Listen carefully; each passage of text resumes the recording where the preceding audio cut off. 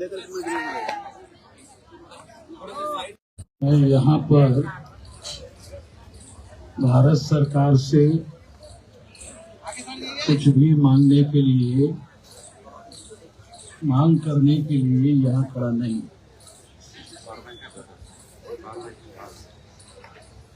विद्यार्थी लोगों के द्वारा ये जो धरना प्रदर्शन यहाँ भारतीय विद्यार्थी मोर्चा के द्वारा आयोजित है, उन्हीं लोगों से मेरी कुछ मांगी, भारत सरकार से नहीं।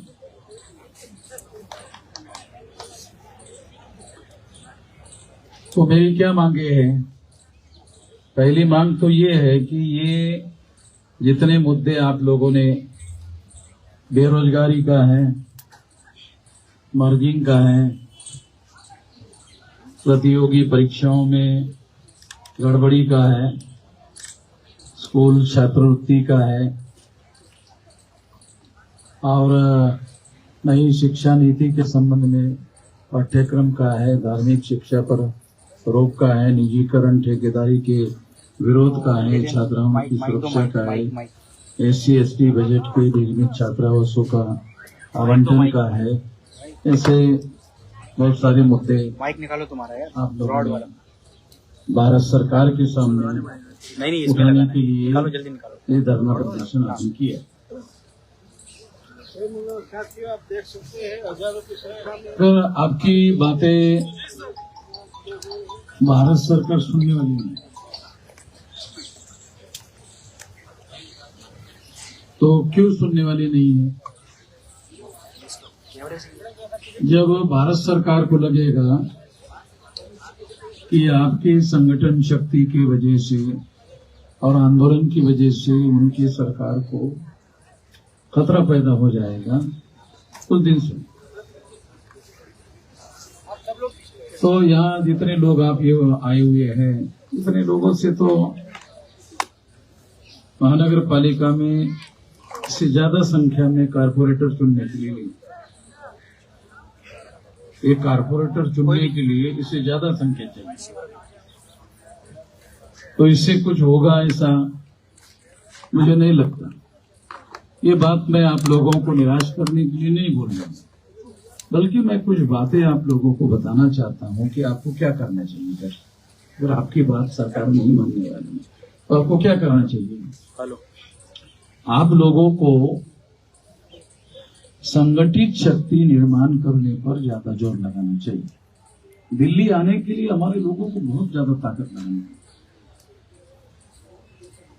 जो SC/ST OBC माइनॉरिटी के जो बच्चे हैं, स्टूडेंट हैं, उन लोगों को यहाँ दिल्ली आने के लिए बहुत ज्यादा शक्ति, बहुत ज्यादा ताकत लगानी पड़ती है, और बहुत ज्यादा ताकत और शक्ति लगाने के बाद भी बहुत कुछ होता नहीं। तो इसलिए जो बहुत ज्यादा ताकत दिल्ली आने के लिए लगाई जाती है, वो ताकत आप क्या करो, संगठित शक्ति निर्माण करने पर लगाओ। यदि आप संगठित शक्ति निर्माण करने पर लगाते हो, विद्यार्थियों की करो। मैं नहीं कर रहा हूं कि सारे समाज की शक्ति निर्माण करने का काम करो, मैं कह रहा हूं विद्यार्थियों की ही शक्ति निर्माण करो। यदि आप विद्यार्थियों की शक्ति निर्माण करते हो, जैसे भारत के आसपास के तमाम देशों में विद्यार्थियों के आंदोलन की वजह से वहां की सरकारें बदली, वहां की सरकार चलाने वाले लोगों को भाग जाना पड़ा, ऐसा हुआ। ऐसी खबरें मीडिया में और तमाम जगह पर आ रही है। तो इसलिए क्या करना चाहिए कि विद्यार्थियों को संगठित शक्ति निर्माण करने पर ज्यादा जोर लगाना चाहिए। यदि आप ऐसा करते हैं तो आप लोगों को, अगर एक गांव में एक विद्यार्थी भी आपके संगठन का सदस्य, कार्यकर्ता बनता है, ये कम से कम पहली क्लास में 5 साल का बच्चा जो है पहली क्लास में जाता है। हमारे जमाने में 7 साल कि बच्चों को पहली क्लास में जाने देते 7 साल में, तो आजकल 5 साल में ही पहली क्लास में, तो 7वीं क्लास में वो 12-13 साल का होता है। तो 12-13 साल के उम्र के बच्चे को थोड़ी बहुत समझ आना शुरू हो जाती है। अगर वहां से उतने साल के उम्र के बच्चे को आप तैयार करते हो तो वो 2-4-5 साल में 18 साल का होकर वोटर बन जाता है। तो व्यवस्था को बनाने और बदलाव करने के लिए वो तैयार होता है। तो यहां से अगर आप तैयारी करना शुरू करते हो तो कम से कम एक गांव में एक बच्चा, एक स्टूडेंट आंदोलन के लिए तैयार करो। तो इससे 6.5 लाख गांव हैं और चुनाव आयोग के द्वारा 15 लाख बूथ बनाए जाते हैं। चुनाव संपन्न कराने के लिए 15 लाख बूथ बनाए जाते हैं। तो एक बूथ में एक विद्यार्थी कार्यकर्ता तैयार करो। एक बूथ में कम से कम, अभी आज का अखबार में खबर है, एक बूथ में 1200 वोटर, आज के अखबार में चुनाव आयोग ने ये आंकड़ा दिया है कि 1200 वोटर के लिए एक बूथ होगा। तो 1200 वोटर के लिए अगर एक बूथ होगा तो 1200 वोटर के लिए हम लोगों को एक बूथ का संगठन खड़ा करना चाहिए, विद्यार्थियों को खड़ा करना चाहिए। यदि आप ऐसा विद्यार्थियों का ही संगठन बनाने का काम करते हो तो 15 लाख बूथ में विद्यार्थियों का संगठन खड़ा होगा। और यहां आने के बजाय, दिल्ली आने के बजाय आप जिला मुख्यालय पर ताकत प्रदर्शित करो। तो ये खबर तो यहां आती है। ये जो दिल्ली वाले लोग हैं ये खबरें मंगाते रहते। होम डिपार्टमेंट होता है हर जिले, जो जिलाधिकारी कार्यालय है उसमें होम शाखा होती है। वो होम शाखा का यही काम होता है कि वो दिल्ली को रिपोर्ट भेजे। तो वो दिल्ली को रिपोर्ट भेजते रहते हैं। अगर आप ज्यादा से ज्यादा ताकत जो है संगठित शक्ति निर्माण करके, विद्यार्थियों की संगठित शाखा निर्माण करके यदि आप ऐसा करते हो तो मैं ऐसा मानता हूं कि ये संगठित शक्ति से आप बदलाव कर सकते हैं। संगठित शक्ति से दो बदलाव कर सकते हैं। एक, ये जो सरकार बनती है उस सरकार को बनने और बिगाड़ने में आपके पास ताकत होती है। मगर आजकल क्या हो रहा है, सरकार बनने और बिगाड़ने में लोगों में, तमाम लोगों में असंतोष होता है, मगर सरकार बनने और बिगाड़ने में लोग कामयाब नहीं हो रहे। क्यों कामयाब नहीं हो रहे? कभी आप लोगों ने इसके बारे में सोचा कि क्यों कामयाब नहीं हो रहे? कि कांग्रेस जाती है तो बीजेपी ही आती है, बीजेपी जाती है तो कांग्रेस ही आती है, कांग्रेस जाती है तो फिर बीजेपी आती है, बीजेपी जाती है फिर कांग्रेस ही आती है। बदलाव तो होता नहीं है। ऐसा क्यों होता है? ऐसे होने का बहुत बड़ा वजह यह है कि कांग्रेस वाले बहुत बड़े पैमाने पर काले धन का चुनाव में इस्तेमाल करते हैं। बीजेपी वाले काले धन का चुनाव में इस्तेमाल करते हैं। बहुत बड़े पैमाने पर चुनाव में काले धन का यूज होता है। और ये जो काले धन का यूज होता है वो चुनाव के दौरान बहुत बड़ी पब्लिसिटी करने के लिए काले धन का यूज होता है। पहली बात तो यह है कि बहुत बड़ी पब्लिसिटी होती है। और दोनों, कांग्रेस और बीजेपी, बीजेपी और कांग्रेस, दोनों के दोनों काले धन का यूज करते हैं। इससे क्या होता है? कभी आपने सोचा इससे क्या होता है? इससे चुनाव क्षेत्र में क्या बदलाव आता है? चुनाव क्षेत्र में एक बहुत बड़ा बदलाव आता है। लोग सोचना शुरू करते हैं। क्या सोचना शुरू करते हैं? लोग सोचना शुरू करते हैं कि कांग्रेस हारने वाली है, बीजेपी आने वाली है। कुछ लोग सोचना शुरू करते हैं बीजेपी आने वाली है, कांग्रेस हारने वाली है। कांग्रेस जीतने वाली है, बीजेपी हारने वाली है। लोग ऐसा सोचना शुरू करते हैं। ये जो पब्लिसिटी मैकेनिज्म डेवलप किया जाता है, इससे ये होता है। तो इससे क्या होता है कि जो हमारे SC ST OBC माइनॉरिटी के 85% होता है, वो वोट डिवाइड होते हैं, कुछ कांग्रेस के फेवर में कन्वर्ट होते हैं और कुछ बीजेपी के फेवर में कन्वर्ट होते हैं। और तुम जो बदलाव करने वाले लोग हैं, उनके पास तो कोई काला धन तो होता नहीं। उसके पास पब्लिसिटी में वो कहीं कहीं दूर तक नहीं होता है, दूर दूर तक कहीं होता नहीं है, और फिर यही हो जाता है, हर बार यही होता है। तो इससे एक जो काला धन है, ये काला धन ये माहौल तैयार करता है, या तो कांग्रेस जीतेगी या तो बीजेपी जीतेगी। ये काले धन की वजह से ऐसा होता है, और सारे देश के चुनाव क्षेत्र में होता है। इसलिए तीसरा कोई प्लेयर नहीं होता है, उस प्लेयर को आउट कर दिया जाता है। तो इसका मतलब है चुनाव आपके लिए, चुनाव से आप लोगों को आउट कर दिया गया है। आप लोगों ने ध्यान नहीं दिया, चुनाव से आप लोगों को आउट कर दिया गया है। चुनाव से आप लोगों को आउट कर दिया गया है और आपको केवल वोट देने के लिए रखा गया है। आपको वोटर बना के रखा हुआ है।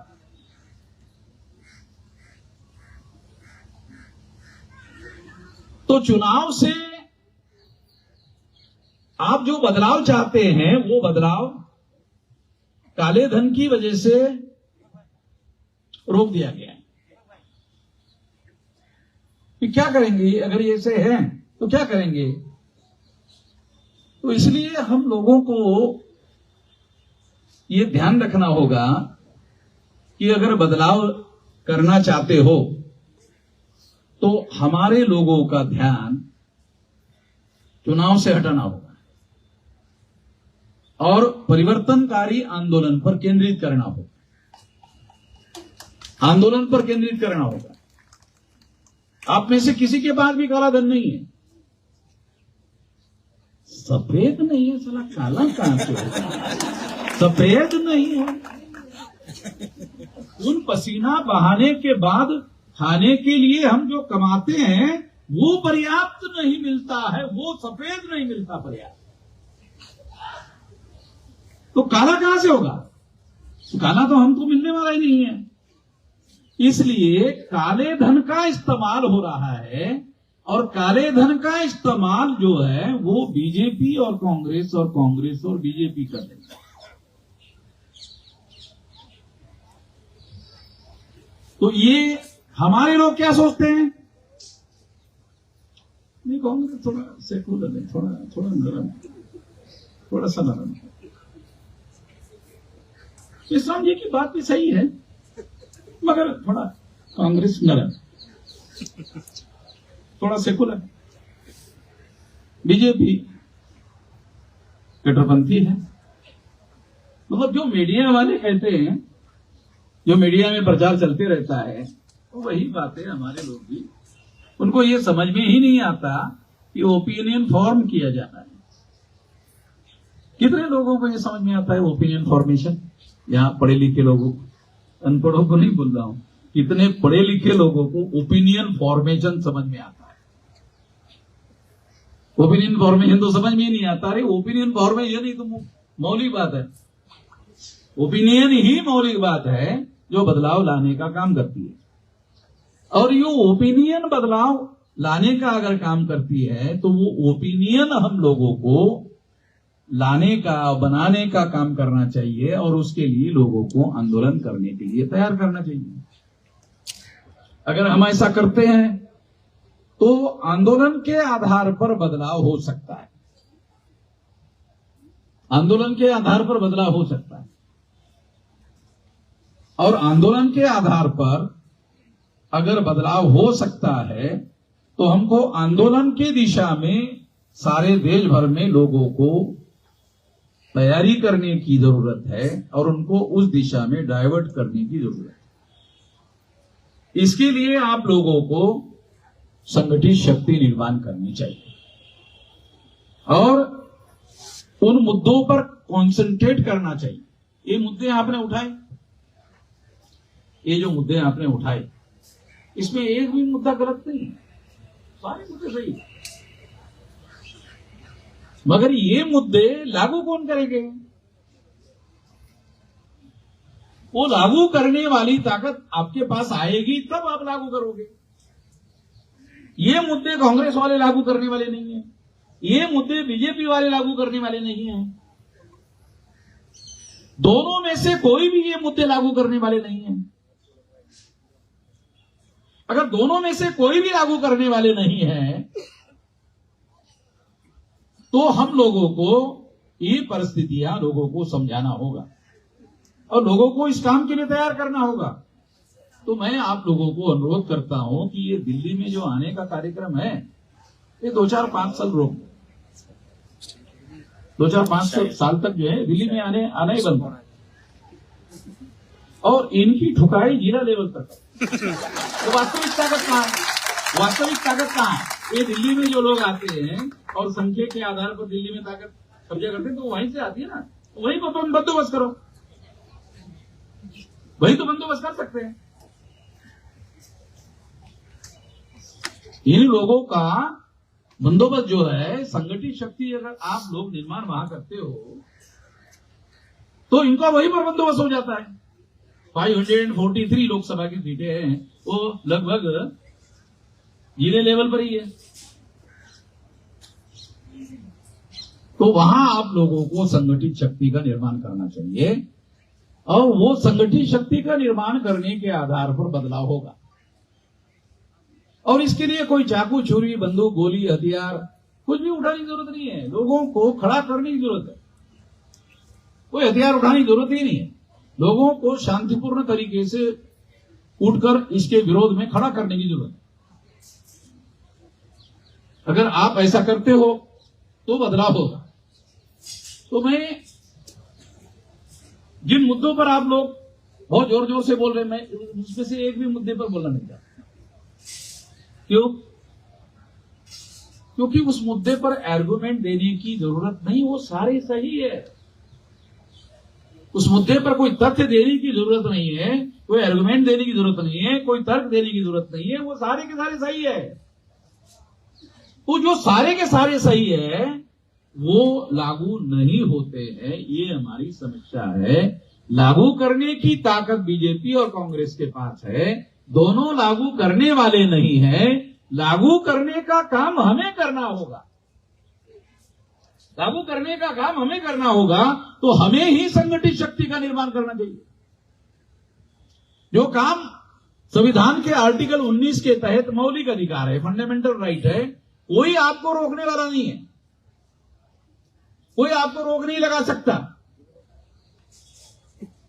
ये कार्यक्रम आप कर रहे हैं, पता नहीं, ये कार्यक्रम की कोई अनुमति नहीं है। पुलिस वालों को हमने बहुत पहले से परमिशन के लिए लेटर दिया, उन्होंने कोई अनुमति नहीं दिया। पता है आप लोगों को देना चाहिए था, उनको ना देने के बावजूद भी कार्यक्रम हुआ ना। उसकी बेइज्जती होगी, पुलिस वालों की बेइज्जती हुई कि नहीं? मैं बेइज्जती करने के लिए नहीं बता रहा हूं। संविधान के आर्टिकल 19 के तहत मौलिक अधिकार है, रोकने का अधिकार पुलिस वालों के पास नहीं है। उनको रोकना नहीं चाहिए था, दे देना चाहिए था। कानून और संविधान के तहत बोल रहा हूं, दे देना चाहिए था। ना देने के बावजूद भी हो गया। तो मैं आप लोगों को यह कहना चाहता हूं कि संगठित शक्ति, अगर ये इतनी सी छोटी सी शक्ति के आधार पर ना देने के बावजूद भी आपने कर दिया, तो आपको 2-4 साल इधर आना ही नहीं चाहिए। और जिला लेवल पर आप संगठित शक्ति निर्माण करो, पूरी ताकत लगाओ, और ऐसी ताकत निर्माण करने के लिए जिला लेवल पर कार्यक्रम करते जाओ, लोगों को तैयार करते जाओ। तो ये 2-4 साल में इतनी बड़ी ताकत होगी कि वहां से जो विधानसभा और लोकसभा में चुनकर जाने वाले लोग हैं वो चुनकर नहीं जाएंगे, वहां से चुनकर नहीं जाएंगे। आप लोग अगर लोगों को तैयार करते हो तो वो चुनकर नहीं जा पाएंगे, तो व्यवस्था का बंदोबस्त हो जाएगा। ये जो संविधान के आर्टिकल 19 के तहत ऐसा आप कर सकते हैं। संविधान का आर्टिकल 19 जो है वो केवल अधिकार नहीं है, मौलिक अधिकार है, फंडामेंटल राइट है। और ऐसा आप कर सकते हैं। ये करने के लिए जिस तरह से आप यहां पुलिस परमिशन के बगैर ये कार्यक्रम कर रहे हैं, मैं आपको बताता हूं सारे देश भर में हम पुलिस परमिशन के बगैर ही कर रहे हैं।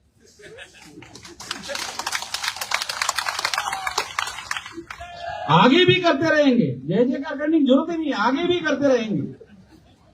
क्यों? अगर आप जेल में जाने के लिए तैयार है, पुलिस को ज्यादा से ज्यादा क्या कर सकते हैं मालूम है?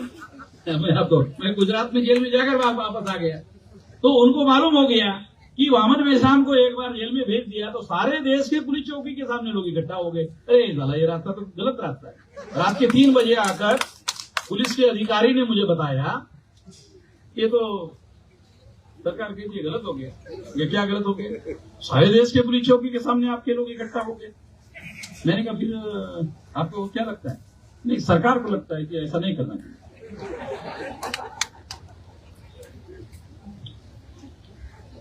तो मैं ये कहना चाहता हूं कि जो संविधान का आर्टिकल 19 है ये मौलिक अधिकार है, इसका उल्लंघन करने का अधिकार पुलिस वालों के पास नहीं है, तो इसको आपको इनकार नहीं कर सकते। तो आपने बगैर परमिशन से कर दिया, बगैर परमिशन से कर दिया तो ये अपराध होना चाहिए। ये अपराध भी नहीं है, क्योंकि मौलिक अधिकार का आपने कोई उल्लंघन नहीं किया, आपने कोई हिंसा नहीं किया, करते भी नहीं है, हमारा एजेंडा ही नहीं है हिंसा करने का। तो हिंसा हमारे लोगों के फेवर में नहीं है, हिंसा हमारे लोगों के फेवर में नहीं है। तो इसलिए सारे देश भर में हिंसा कहीं पर भी नहीं करते हैं, हिंसा हमारे फेवर में नहीं है। हिंसा पुलिस वालों को हमारे विरोध में करना पड़ेगा, हम नहीं करते। तो पुलिस वाले जब हमारे विरोध में हिंसा करते हैं तो इससे फायदा हमको ज्यादा होता है, फायदा ज्यादा होता है। तो उनको भी मालूम हो गया कि ये भी रास्ता गलत है। तो इसलिए साथियों मैं आप लोगों को ये बताना चाहता हूं, संगठन शक्ति पर जोर लगाओ। 2-3 साल, ज्यादा नहीं, 2-3 साल अगर आप लगाते हो और संगठित शक्ति निर्माण करते हो तो आपको कुछ भी करने की जरूरत नहीं है। तो इतना ही आप लोगों को करना है और कुछ नहीं करना है। धन्यवाद। सोचने 5 मिनट नहीं चाहिए, खत्म कर रहा हूं भाई। तो इसलिए कोई परमिशन नहीं दी, परमिशन नहीं है।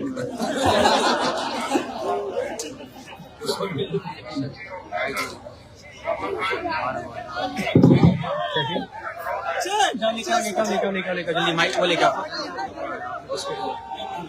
आप जाओ। क्या चीज? हेलो, शांतिपूर्वक तरीके से जाओ भाई, हंगामा करने की जरूरत नहीं है, शांतिपूर्वक तरीके